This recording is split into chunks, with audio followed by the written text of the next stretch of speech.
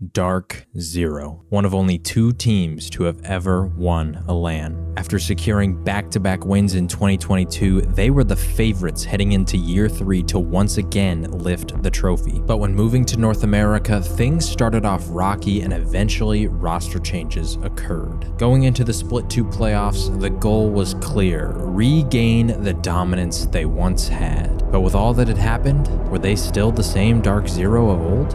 Watcher to 6 actual. Target is London. You have execute authority. Bravo 6. Going dark.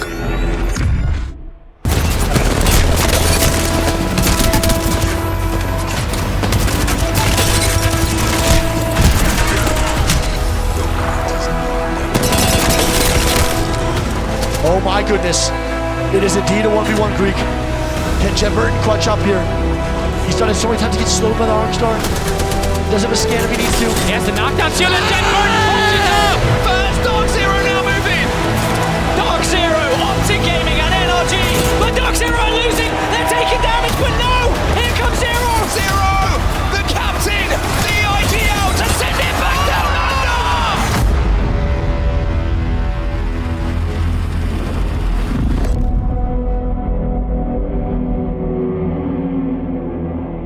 Despite the poor start to their run in North America, despite the underwhelming Split 1 playoffs performance, despite Sharky retiring and the roster shifts of Rambo to Zainu as well as PvPX to ZZ, Dark Zero has managed to once again reign supreme over the ALGS, capturing their 3rd LAN title in the last 4 attempts. With this victory, they have once again tied TSM at 3 apiece, being the only other squad to have won a LAN. And this, of course, has brought about the debate of DZ versus TSM, Imperial How versus Zero. Welcome back to The Reset, where today we will be talking about how Dark Zero managed to reclaim the throne at the top of the mountain of ALGS. But first, if you enjoy ALGS content, make sure to like the video and subscribe to the channel. Also, follow me over on Twitter and Twitch. And if you want to find out how to support me even further, click the link in my bio to check out my Patreon. Also, quick heads up, the comms from the gameplay that we're going to watch in all the clips today are a couple seconds behind the actual gameplay. This was an issue with the command center during LAN. It can't be corrected, so bear with me.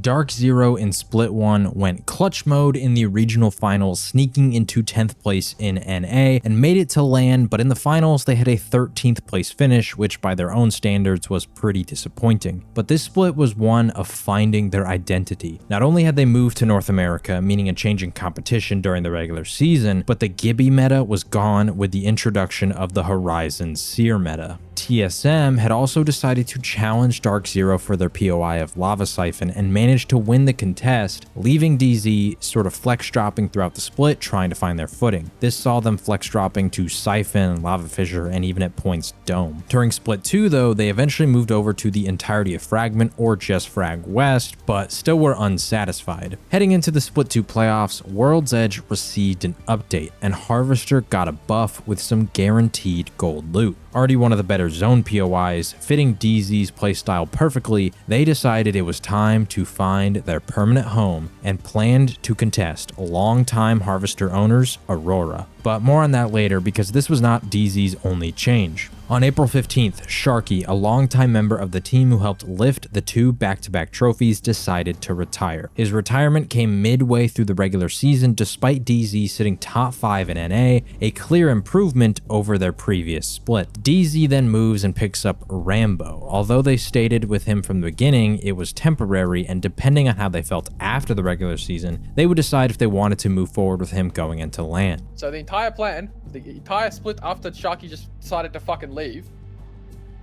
and quit the game forever, was to play with Bo for the rest of the split, and then trial people when we have time in a 2-month break after LAN and see what the fuck's going on. Didn't you just say after LAN though? And aren't Yes. you trialing people before LAN? Are you fuck? Oh my After god. Pro Zach, be League. quiet, After all Pro right? League, they were gonna trial After people. Pro League, but they changed roster lock to fucking Tuesday for a LAN that is 75 days away. Did Rambo So know this that is- the whole time?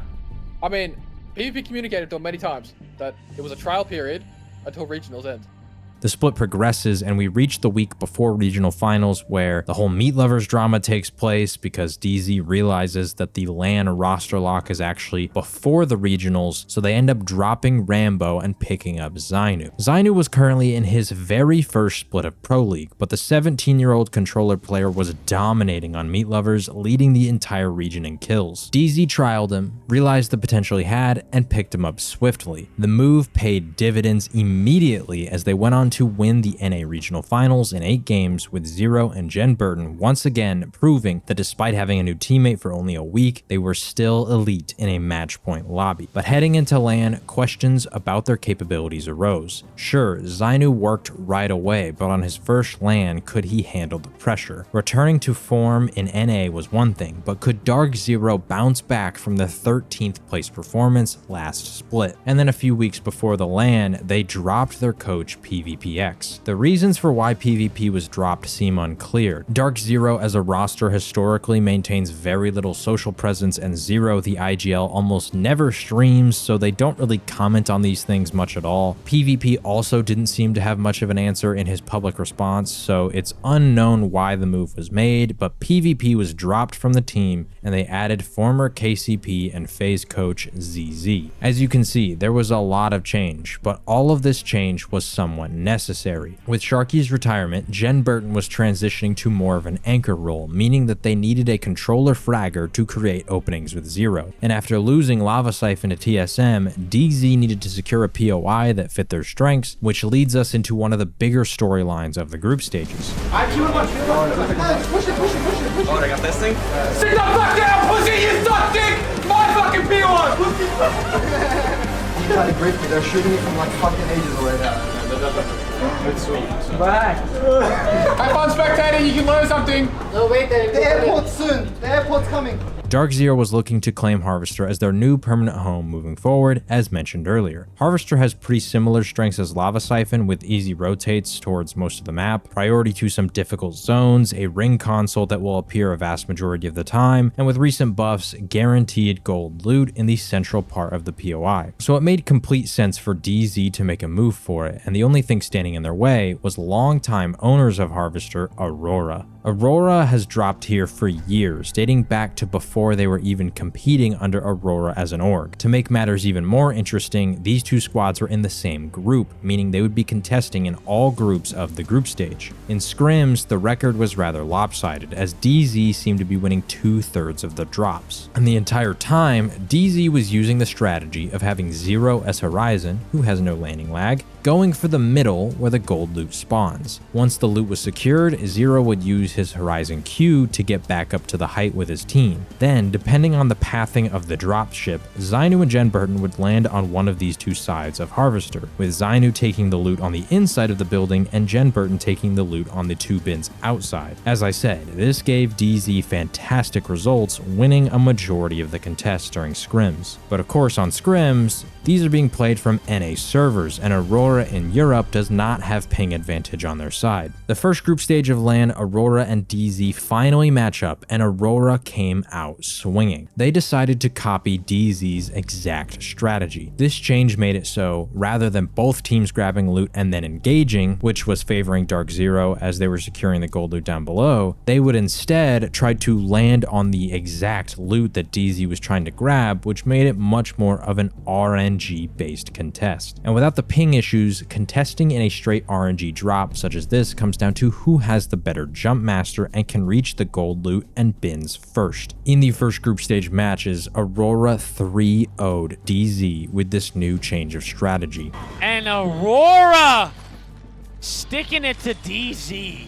But now Aurora had played their ace up the sleeve. Copying DZ's strategy only continues to work if DZ fails to respond in the next 2 groups. But DarkZero came to play later that day. They decided to adjust by consolidating their landing. While Zero would still go for the low ground, Jen Burton as Caustic would try and take control of the center of Harvester and lock it down with the Caustic barrels. If contested, Zero would then quickly queue back up to his teammate in the middle. This shift relied heavily on Zero's ability as the solo jumper to win the race to the middle in order to back up his team, and he showed up big time. So DarkZero responds with a clean 3-0 of their own in the second set, setting up a final contest on the last group stage day. But this contest was not one of even footing. Although so far it was tied 3-3, in groups DarkZero was sitting at 85 points, while Aurora only had 35. This is important because the group stage takes your total points across all 3 sets and adds them up. The top 20 go to winners, while the bottom 20 go to losers. The cutoff ends up being 92 points, meaning DZ only needed 7 total points to go to the winners bracket, which they could easily secure in one single game. While Aurora, on the other hand, needed 57 points, which means they basically need a top 3 performance, if not the win in the lobby. The pressure was on for Aurora to perform, and in this final set, we begin on Storm Point, where Aurora takes a Game 1 win. DarkZero, though, finished in second, picking up 22 points as well. This guaranteed that DarkZero would be in the winner's bracket, and with Aurora having a strong start, DZ decided they needed to stifle Aurora's momentum entirely. DarkZero on Storm Point lands at Mill, while Aurora lands at Shipfall, but rather than allowing Aurora a chance to secure back-to-back big games, DZ surprise drop on Aurora at Shipfall. DZ landing on Aurora at Shipfall. What the fuck is going on? DZ goes to Aurora? They bring the contest? I saw the Alliance logo behind. I was like, why are there 2 A's? It's Aurora right next to him. Oh my goodness, DZ is so mad right now. Based off that, they want to grief the shit out of Aurora. The bubble's going down. DZ bringing it to him. Nice shots by Jen Burton here with a nice little crack under the sear. Good shots from Zero. Zero does go down. Zainu's gonna go down. It's gonna be a 1v1, Jen. Oh my goodness. It is indeed a 1v1 Greek. Can Jen Burton clutch up here? He's done it so many times to get slowed by the ALGS. He does have a scan if he needs to. He has the knockdown shield and Jen Burton punches up! Nice, Jen! Good fucking shit! Holy shit. Goodbye! Fucking go, Jen! And Aurora DZ! eliminated! DZ stands up. A little bit of a pop-off there. And Aurora is eliminated by DZ.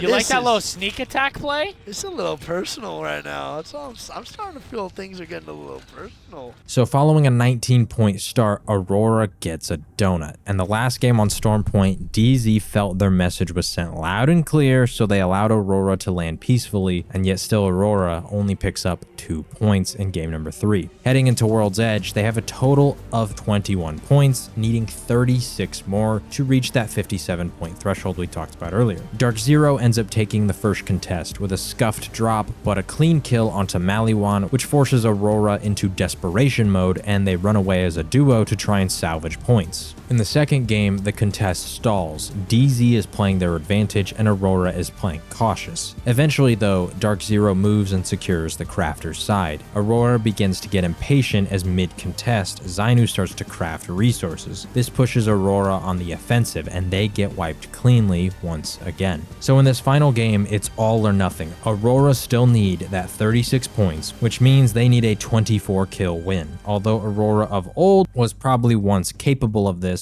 it has to start with the 3 KP that you can secure off drop. Aurora actually manages to win the contest this final go around, but the game as a whole wasn't enough as they only got third with 8 kills, meaning 15 points, and a trip to the losers bracket. And DarkZero with this had officially staked their claim over Harvester for the foreseeable future. And their first set of uncontested games would come in the winners bracket with a chance to go straight to the finals lobby with advancement points, something that they were unable to do in the previous LAN, having to come up through losers. Although their winners run truly was nothing special, it was consistent. They only had one dud of a game, dying in 19th on rotation, but other than that, they managed to finish in the top 9 every single game and always picked up a few KP, slowly clawing their way into the finals lobby. And in a bracket stage environment, that's the goal. Although starting points are on the line, placing in the top 10 is what truly matters. In a LAN bracket stage lobby, the cutoff for the top 10 is usually around 33 to 34 points, give or take. In this lobby, the cutoff ends up being 31 points. Across 6 games, that equates to averaging about 5 to 6 points a game. And this is where I want to shout out one of the first keys to DarkZero's success. They have an extremely high floor. Apex as a game has a lot of RNG that can affect the outcome of each individual game. But DarkZero are masters of reading the landscape of each individual game and ensuring that they are always moving towards the goal of 5 to 6 points a game. So let's run through a few quick examples of this from the winner's bracket. First up, Game 2. This is DarkZero's best game of the lobby. They're gonna finish in 3rd with 6 KP, netting them a total of 13 points. They of course start Harvester and the zone pulls to launch site. They have priority and understand the team's rotations around them. LG will hold the back building as it gives them the height advantage, and they do land at launch site, and this is usually how they play it. TSM normally rotates from Siphon pretty quickly into this main building here, and the only other team that they need to worry about is FaZe. FaZe lands at Tree and will beat them into launch site, but the question is which building can they take? Depending on which one, the other should be free, but there is a rogue possibility that Dome could have potentially moved in early, which can change up some of the normal rotates, but they didn't, and DZ secures this building with ease. This is basic stuff, nothing special here. But the way they move towards the end game here shows how strong DZ is at navigating a lobby. The next zone is going to cut off the north buildings of launch site. They know a handful of teams will be in this large building here, so they will have opportunities to try and get some picks. The only thing that can prevent this is the team on the backside here. Zainu, as Seer, gets posted up on this backside to keep tabs on NRG and the choke. NRG eventually continues on their rotate low ground, and Alliance uses an evac tower from the choke heading towards the back of zone. DZ now knows that their west side is clear from zone wraps, as NRG and FaZe should chill in their spots. DZ is then going to move into the central part of the POI. They do this by walling towards the left, horizon lifting over to the middle, and then immediately start putting pressure on the cluster of teams to their east. Clearing out this east side is important because it can give them a free walk-in later. After all the chaos, Zero gets Zainu to relay the Seer passive info to him before making a call. I'm checking right now. I think we're good under. Yeah, we're fine. That's pretty good. This team here, we have to worry about that team there though, okay? You see my ping? Probably not, right? No, you see my ping though? We have to worry about them. There's no one under us at all, right? Yeah, we're fine. Just all up to this. The side of the building. So now that they cleared out the left side, this is going to pay dividends for them, as you heard. The call is to catalyst wall up to the left and simply walk in, which they do. They get to end game and they finish in 3rd. When you watch this game in its entirety, you feel as though DZ is simply never the center of attention. There was one small moment earlier where Zero did go down and NRG tried to capitalize on it, but other than that, they were simply observing fights from afar, putting out a lot of damage, and easily rotating in towards the end game. In the past, we've talked about teams who are masters of taking and claiming space, and DarkZero are similar at this, but instead, they are masters at navigating space. What do I mean by that? Their understanding of playable spots, how teams will rotate, and the ways to effectively maneuver around them is what makes them so strong. Let's look at another example from the winner's bracket in the final game. We're on Storm Point, they land at Mill, they loot the POI quickly, they use the Trident to rotate. They also rotate incredibly quickly, as this is a barometer zone, and they end up securing the bottom tower of barometer because this specific building that they're attempting to go for is already taken. Keep this game in mind for later. Eventually the circle pulls a bit northwest, and with their backs cleared, they know the immediate threat is the team above them. The teams to the west over here will all be engaged with each other, so they won't have much of an issue. The team above then evac towers away, which leads to DZ knowing they will have a free cross. They're backing. Okay, Save all. guy here. They evac on height, we should be good. I was just saying, They don't get shot off. Walk across. So we can walk here. They're fighting high. They'll evac. Fine.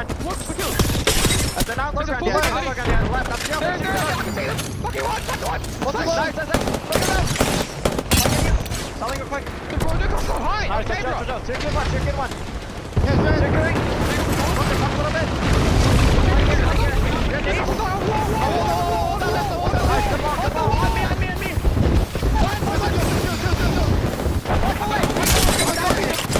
I killed him.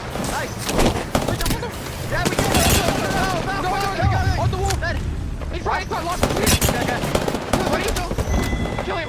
I'm killing him. Nice. He's dead. Show.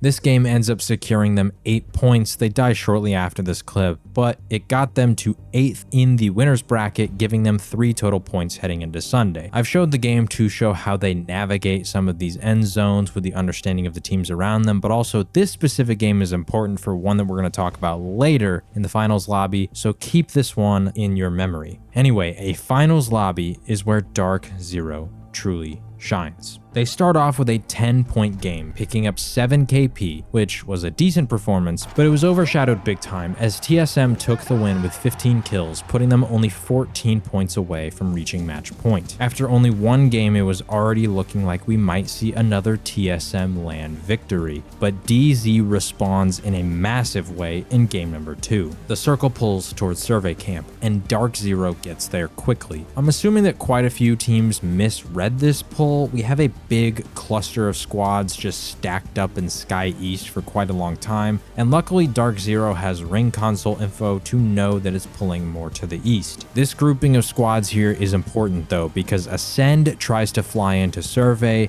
and because DarkZero is here alone, they know that they have the ability to get incredibly aggressive. Look over me. I feel like I'm playing scrims right now. Yeah, I don't know. Where's everyone, bro? I think they think it's gonna pull back to Skyhook. Bro. I think people think it's I can't- Skyhook. Flying. Sorry, I need that in. Yeah. Dark fucking flash. Yeah, we'll kill. Break that. I'm batting. No. He's still knocked. Heal. Okay. Heal on me. Batting. I'm Are you batting. ready to go? Yeah, you go. go. I'm not the down one. What's the nose guy? Kill the guy inside. What's the one? There. Back. Inside now. If other teams had correctly moved into survey camp earlier, then maybe Ascend is able to land and potentially reset, but they didn't, and DZ picks up a quick 3 KP. Once the circle pulls and the Sky East group all notice this, we see Fnatic try to move in towards survey. They notice DZ though and get apprehensive, but Alliance has finally made their way up from thermal and forces Fnatic down into the waiting arms of DarkZero. Upon Fnatic's entrance, Zero gets another pick, and once again, DZ's spatial awareness of the lack of teams in survey camp leads to another quick wipe.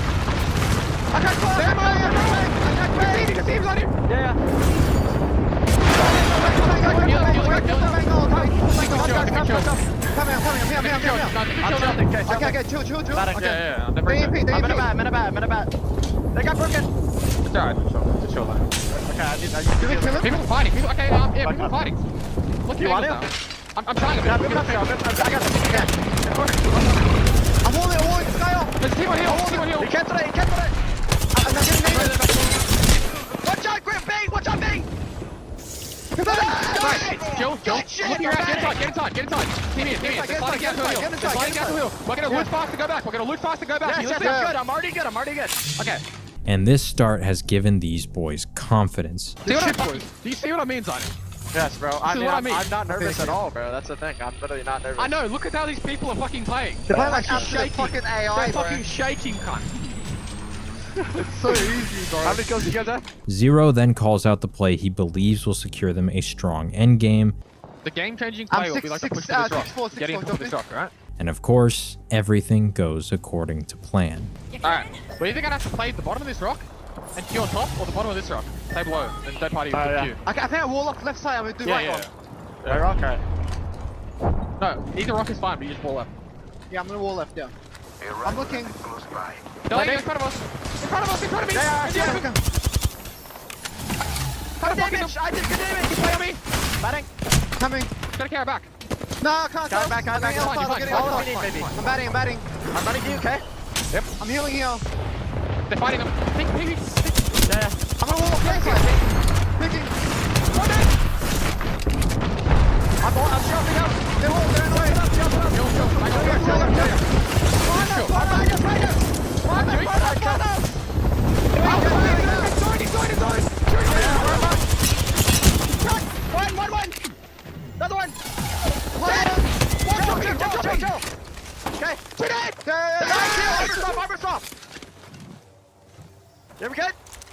back up the rock whenever you get Q. Oh, no one's shooting that out. There's a rat right down in the corner. Okay. Right in the corner. I don't have CS catch. There's one. There's one. Nice. I keep on opening my fucking map, man. Kill. Focus. Following this, DZ are back to their usual tricks. We once again see an endgame where they simply exist as everything is occurring around them. This is a theme. Just like the game at launch site, they've effectively cleared out the necessary teams needed to give them space to work with, and then once they have that space, Jen Burton uses his catalyst wall to split it. Zero evaluates the surroundings, and then he chooses their approach. In this instance, they know the fight on the right side of them is over, and the winner has too much cover for them to push and make it across the open space effectively. Meanwhile, the team on the left has just finished their fight, and although they do also have cover, DarkZero can easily cross that space. As the odd man out sitting in the middle, they have to make a play and go for second. And the timing of the play in this game could not be more perfect. 1 second. They're getting it.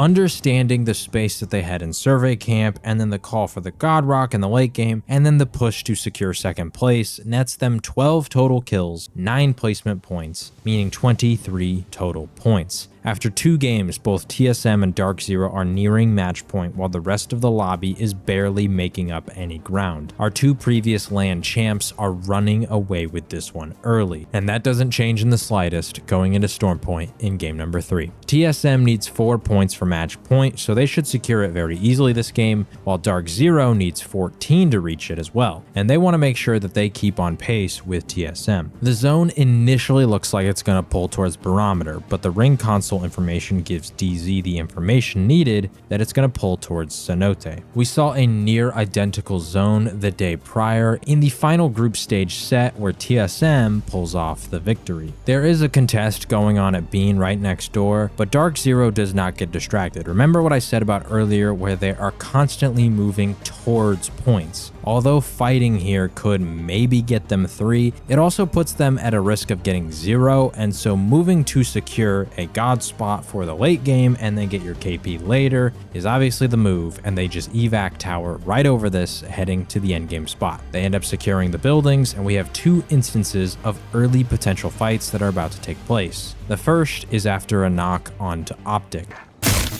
I'm looking at the door right here, guys. Yeah, I'm looking at it as well. I'm jumping up. As a catalyst, he can't. Can you go up? No, sure. We're in end zone. Okay, back up. They back out of that one, and then shortly after we get a second fight after Fire Beavers try to claim the building next door. Guys, you wanna kill that? Did they knock? Yes. Go on. Come on. Do that. Don't die. Can we go outside window? Come here. I'm with you. No, chill. Can we go outside right window? Right here. Zero. Yeah, sure. Okay, ready? Go. Left corner. No, there's. Dead. And after the win of this fight, we get this comm from Zero. Oh, 2 kills there. Yep. Yeah, 2 kills. Good job. Fucking shit. Yeah, that's the aggression we want, just not the first one. Can't run I'm so it. confident. I'm so confident. Was there a pep there? Was there a pep there?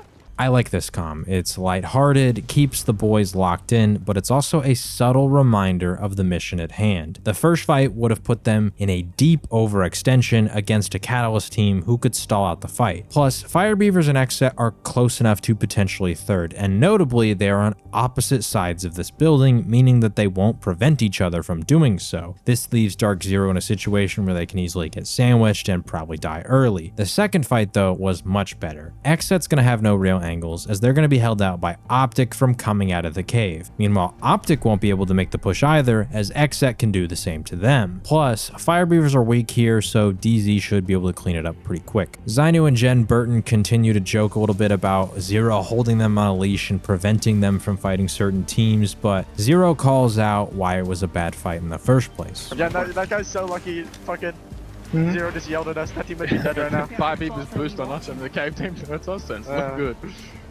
Legit. He's so lucky. And this just goes to show the strong judgment that Zero has in the moment. He doesn't get blinded by the fact that they got a knock, although they did push up a little bit initially. He quickly realizes the situation at hand, is able to read and react accordingly. I highlight this because this is an excellent example of not getting tunnel visioned and good prioritization. Just like avoiding the contest at Bean earlier, Zero is focused on what it takes to win this game. With a favorable zone pull, that is the expectation. You need to handle your business, so you don't want to overextend for 3 KP when instead you can get 12 placement points and quite a bit of KP along the way. We fast forward a bit and remember how I said we've seen this zone before? Well, DarkZero certainly saw it, as they have the exact same idea of how to play this zone in the end game as Verhulst did last go around. Also, I can wall have to the right. Do you need it? Yes. Got that. I can wall straight this way, and we'll be in the zone on the right. Maybe we take height even. Listen, we can maybe go up to height with my wall. Like, our wall there. Are we not gonna get shot at? That might be insane, actually. That Why actually are we doing now? We do it now, then maybe. I think we do it now. You ready? Yeah.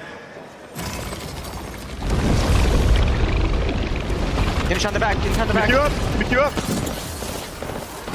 It's open. I'm batting right now. Play me! 1 HP, I'm 1 HP, I am 1 HP. Peek out! I think we just do the same shit TSM did. We just run up and sit here. Zero. You just run along the right. You just go to Kez there now. Yeah, you just run right and then you queue right here and you just turn around. Well, you can straight run to me though, because Okay. I should have we can't let a the team wall. behind, like back here, take it down. there's the team market. But unlike TSM, DZ has a little bit more time and space, so they're gonna split hold here with Jen Burton holding the building. I'm still in at the house, by the way, bottom floor.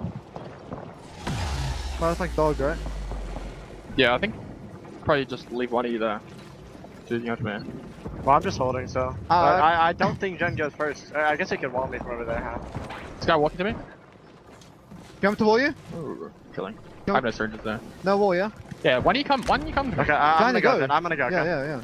And this is where I want to shout out the roles that each player is playing. As mentioned earlier, Jen Burton has wonderfully transitioned into being more of an anchor player, where in the old days, with Sharky, he was the main fragger. We are actually starting to see this happen more and more often, where teams are placing one of their controller players as the anchor. TSM being the other notable squad to do it, with Verhulst now playing as their anchor. With Jen Burton doing this enables Zero and Zainu to play as a playmaking duo, and this is why the Zainu pickup was perfect by DarkZero. DarkZero had a clear vision when Sharky retired that they wanted a second controller player to be more aggressive as a squad. Rambo was an amazing player, but I'm not quite sure that he fit the role that they wanted. Zero needed a fragger with an absurd ego and confidence to push and fight anything regardless of what was stacked against them. He didn't want someone who was passive that would require him to make all the plays and call them into the action. He instead wants someone who is a natural playmaker that he can play off of, and when their ego chows get a little bit too large, he can easily call them back based on his read of the fight, as we just saw after that knock with Optic. And what better pickup than the North American kill leader Zainu, who was playing in a fighting crypto comp where he had a lot of playmaking responsibilities as a duo with Funk. DarkZero's team dynamic is eerily similar to that of Alliance. The main difference between these two teams, though, is that DarkZero plays zone, and they prioritize getting to the end game before they will unleash this dynamic, while Alliance, playing edge, does it much more actively in the early and mid game than DarkZero will. While DarkZero has some downtime, Zero takes this moment to prepare his squad for what comes next. And I do want to highlight here the way that he specifically calls Zainu to attention. Only way we lose if this team moves left. They're Just gonna call yourself if you need to. no comments. Alright, listen, listen. Alright. Tunnel team, this team have to fight each other. Tunnel team might be 3v3 actually. This is one team, right? Yeah. Well, Okay, we tell them like this is high ground. Yeah, I think they're fine. I think we're just gonna have to 3v3. Yeah, I think so too. They're gonna stay tunnel. Yeah. No, that's not very good. That's alright. No, I mean, it's fine, dude. Wait, He just walls up and then we just like stay on height. You're not here.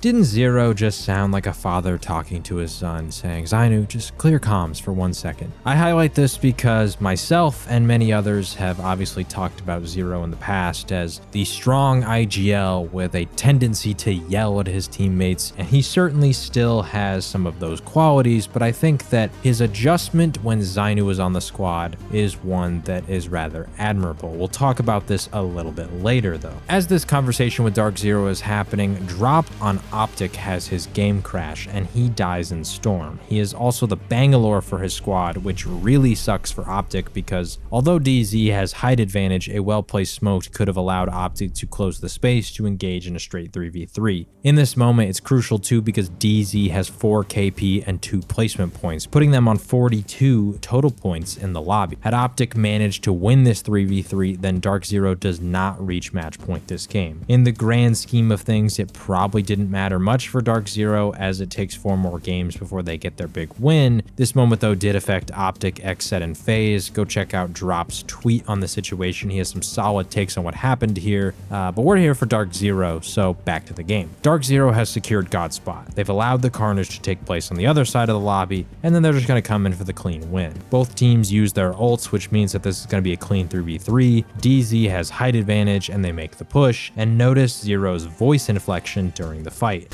Okay. Back rock. I'm gonna get out.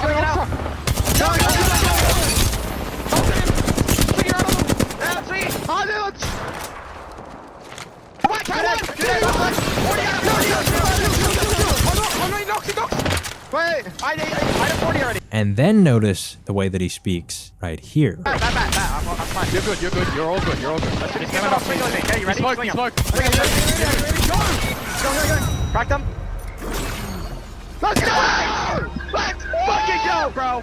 DarkZero is going to get the win, as I said, but I have to shout out this moment from Zero because the way the IGL can set the pace is not only with their in-game actions, but with their voice. I've talked about this previously, I believe in my Xset video, and Zero does this excellently. When it's go time, he's going to raise his voice and pick up the pace of his speech, but when they need to chill, even in intense moments, he will slow down his speech and tone. Following this game, DZ and TSM have both reached match point, and the rest of the lobby really wasn't even close. And now the race was on. TSM versus DarkZero, the only 2 teams to have ever won a LAN, 20 points clear of 3rd place and both on match point, but who can close it out? DarkZero is going to have the first swing at a win. They are locked in as the moment the next game starts, they're calming about landing for a contest. It's unlikely, but being the 2 teams on match point, they are both ready for anything. We get a shipfall ending, but DZ finishes in 5th place after FaZe killed them in the endgame. We head back to World's Edge and TSM gets their shot at a win, making it deep into endgame at Climatizer, but end up dying in 7th place. After that, we have the legendary Game 6 over at Staging. Both TSM and DarkZero get priority positions, but DarkZero gets taken out by Blackhand and OXG. TSM of course gets the high ground to try and win the game, but Xset, 100 Thieves, and FaZe all grief them to extend the lobby one more game and give DZ another shot. This Game 6 is pretty insane with all the stuff that occurred across the lobby, so shout out to Jumba who made a video on it. Highly recommend everyone go watch it because of the plays that stopped TSM from winning here. But anyway, DZ has one last shot to take it all, which means into Game 7 we go. At this point, DarkZero and TSM have been joined by OXG, Xset, and FaZe Clan on match point. With 5 teams going for the win, the pressure is on. The zone pops, and it's a barometer pull. This is a big one for DarkZero, Xset, Oxygen, and FaZe. All 4 should be able to secure solid spots in barometer. OXG, who land here, of course take the top tower of barometer, while Xset, seeing the zone and knowing the importance of the moment, leave their POI instantly. They forego crafting, they use evac tower to move quick, and they snag the building to the east of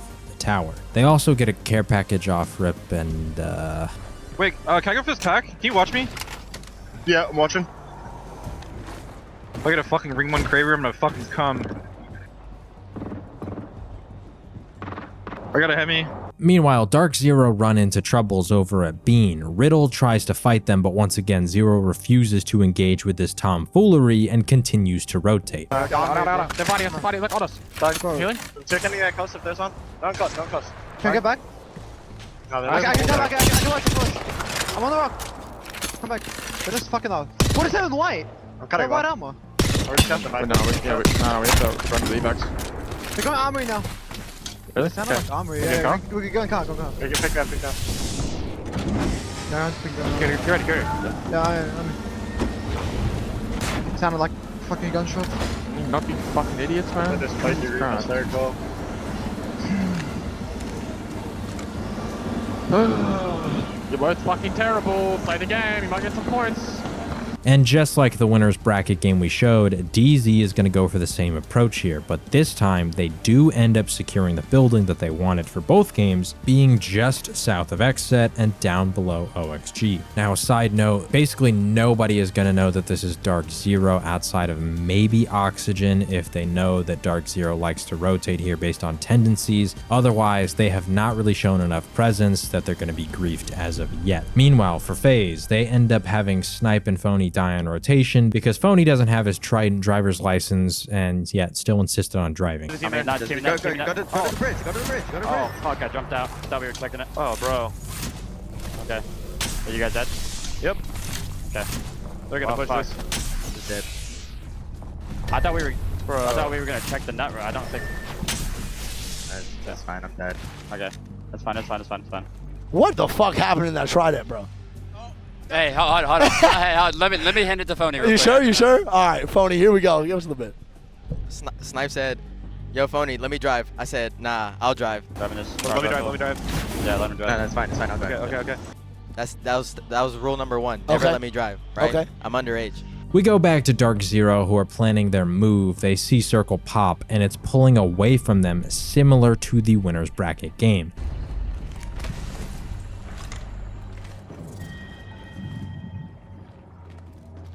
Yep. Pulled away. We just Do you get bottom? Do you get bottom? That spot's calling to us. Yeah, 1 second. Okay. We can wrap and then play bridge. Left side. Yeah. There maybe? I can't pay you. There's no way we can get. The zipline's free.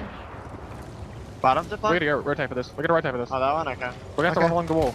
Okay, ready? I'm ready. I'm ready. Okay, yeah, I'm ready. Okay, someone might be here.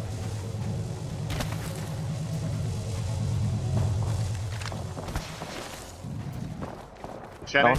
No. I'm gonna kill us into the zipline, right? I've been here. Stand right here. Yep. Scan above. Scanning in a second. Yeah, we're good. Are you ready? Yep. Yes. Easy. And this is where the fact that this specific building they initially hold was open becomes somewhat of a crazy thing to reflect on. While DZ is holding this building, Fnatic has moved into bottom barometer. Because this is taken, they can't play zone the same way they did last time, just waiting till the last possible moment to rotate out. They have to be proactive. Had they been in bottom barometer, they may have sat still, played the spot, which would have changed their eventual rotate into late game. They would have sandwiched XSET between themselves and Moist, which might have led to an XSET deathball scenario if they could have potentially figured out it was DZ, but we'll get into that a little bit later. Instead, they're having to rotate differently, and Zero manages to spot that the zipline room is completely free. With this spot secured, the rotate into the endgame becomes that much more clear. You fight to control the height. Once that is secured, it's all about reacting to the fighting down below, taking the low ground, and playing for the win. It's crazy that this spot was open and a fantastic rotate from DarkZero to claim it. TSM, meanwhile, is playing these barometer zones as they always do. Landing wall, they're going to be one of the last teams in, so they end up holding the nut outside of Jurassic. Problem is, we get a little cluster of teams stuck in Jurassic being held up by TSM, which causes them all to funnel into the nut the moment the zone closes and TSM dies. Like behind it. Keep walking on me. Okay. You're gonna have to get ready to catwall them off, okay? They just evac, yep. I see only a seer so far. Okay, get on the roof, Jordan. I am. I'm staying roof. Fucking One fully close. You're alone right now. You're alone. You need to wall it off early, I think. Yeah, I'm gonna do it. Hold it off.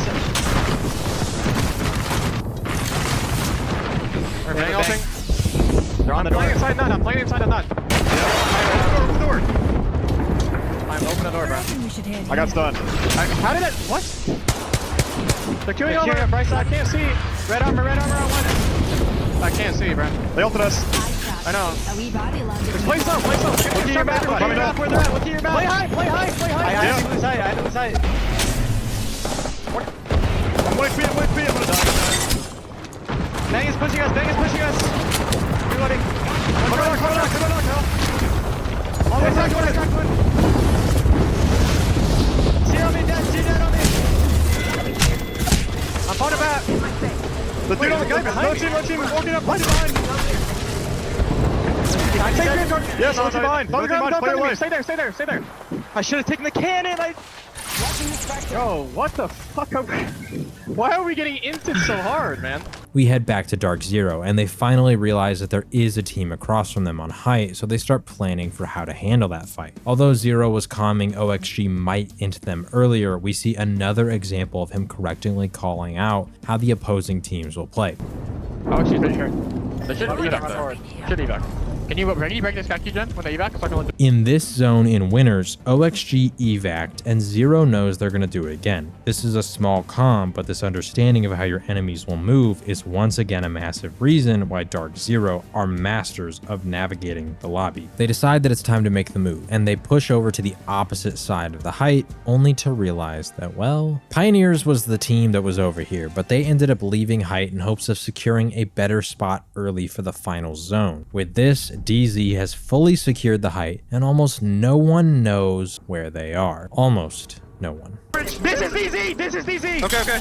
Xset realizes this is Dark Zero. How Sykes knew this? He could see the catalyst wall, maybe he caught a glimpse of who the other two characters were, and based on typical rotations, he just knew, but he calls out Dark Zero on this height. Problem is for Xset, Sykes overextends a bit while securing the bridge against LG. This opening brings Moist in to claim the space, leaving Xset as a duo. They try to make a play to grief Dark Zero, but Zero ends up spotting them out and pushing them away, and an opportunity never really ends up presenting itself after that. Grief the fuck out of DZ. No, that was LG. This is LG? Yeah, we killed LG.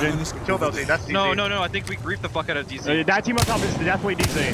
Alright, we need to slide forward for a minute. We need to go. That team on bridge is Taskmaster. We need to go. Oh, fuck.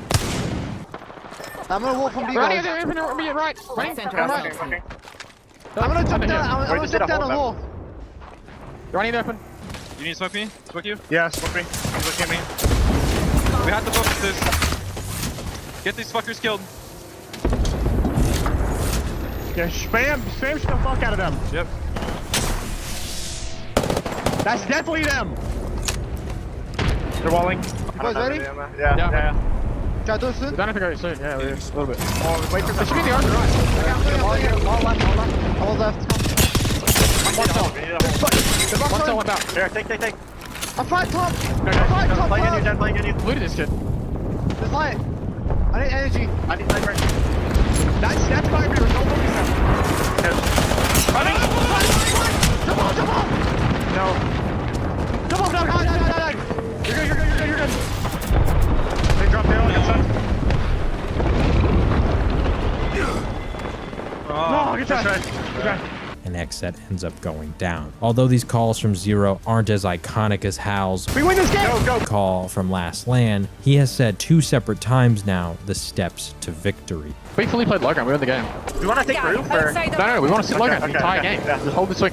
Dark Zero slides to the low ground, and this is where I call back to the earlier point I made. So many games feel as though DZ is simply a spectator in the lobby. Zero has managed to move them into spots where the chaos surrounds them, but they are relatively untouched. Just look at this moment as they are shredding 2 different fights from afar, and there is 0 return fire. Dark Zero then moves into the low ground, just sitting below all the carnage. At this point, the only team that could effectively kill them is NRG, but NRG has no clue that this is Dark Zero. I've seen a lot of people ask why NRG doesn't just kill Dark Zero here. Although it's certainly a valid question, think about the play from NRG's perspective. Moist is going to have free angles onto them if they decide to shoot down onto Dark Zero. So they could wall off Moist, but then the entire opposite balcony of teams can still shoot them while they shoot at DZ. So NRG instead walls off the rest of the lobby to ISO fight against Moist. And once again, they have no clue that Dark Zero is down below them. Had they known, I'm sure that they would have gone for a full-on grief opportunity, which probably results in a Moisture Optic victory and extends the lobby, but it didn't happen. And I think this is where I gotta give a shout out to Zero. Look at the rest of the lobby. Almost nobody is on this low ground. 100 Thieves tried to play here earlier, but they got here a little too early, while the rest of the lobby is attempting to play on the height. Zainu even at some point suggests maybe taking the height, but Zero is quick to say no. We play on the low ground, this is how we win. And as I've said many times throughout this this video, this is masterful navigating of a lobby. He understands all the teams playing on the height are just going to kill each other, and the only way that a team can kill them is if all those teams don't have angles on them. This is something I brought up in my Moist video a while back. Zero is not only thinking about his team's perspective, he's also thinking about the team's perspective that is going to try and kill them and the dangers that they have to face. All of that thought combined means that DarkZero is safe.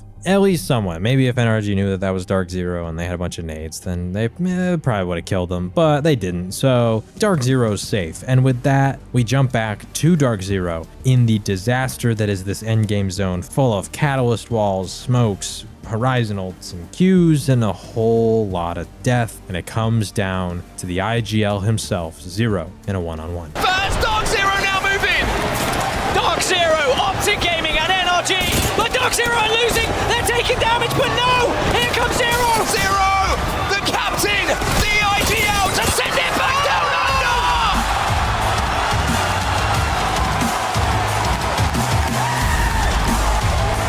Match point specialists!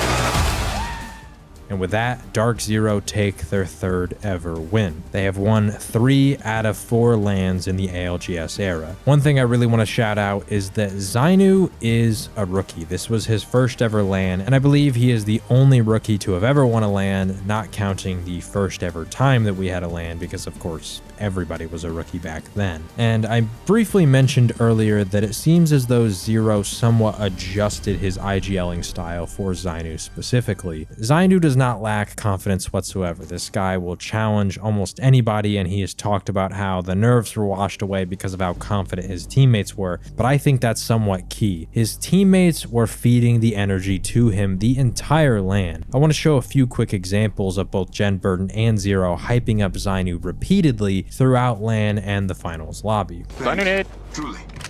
Dude, I'm retired on those nades. No, bro. you're not, bro. Lock it I'm the fuck retired. in. I'm not. No, you're not. You're the I need to fucking go in best the in the range. game at I it. need to go in the range. Oh, you might run. You want to run wingman. Nah. That's not her. I hear no heart. What? Sometimes it does, bro. You're the best wingman in the game, bro. I'm not risking my wingman. Wait, push one guy! Let's go! No, stop. Zainu, you are the best player in the game! You're the fucking best! Let's go! You're fucking him! Dude, he actually just 1v2 on 50 HP. Bro, do you see what I did? Motherfucker, Shen! What the fuck? I think I made the right choice!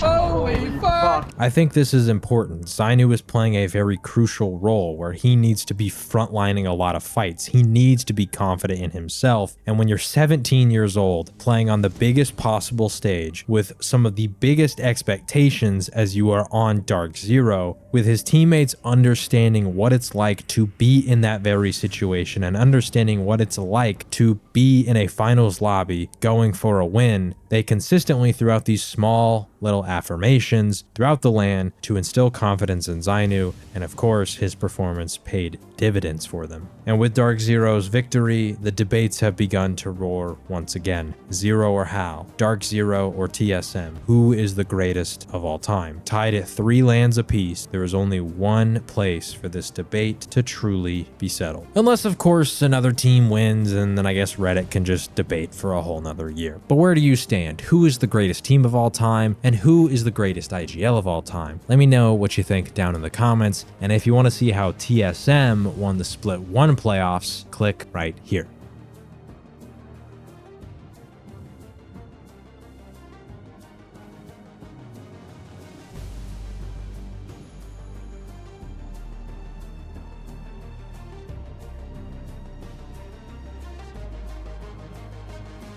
Don't worry, TSM fans. I wore a TSM jersey in that video.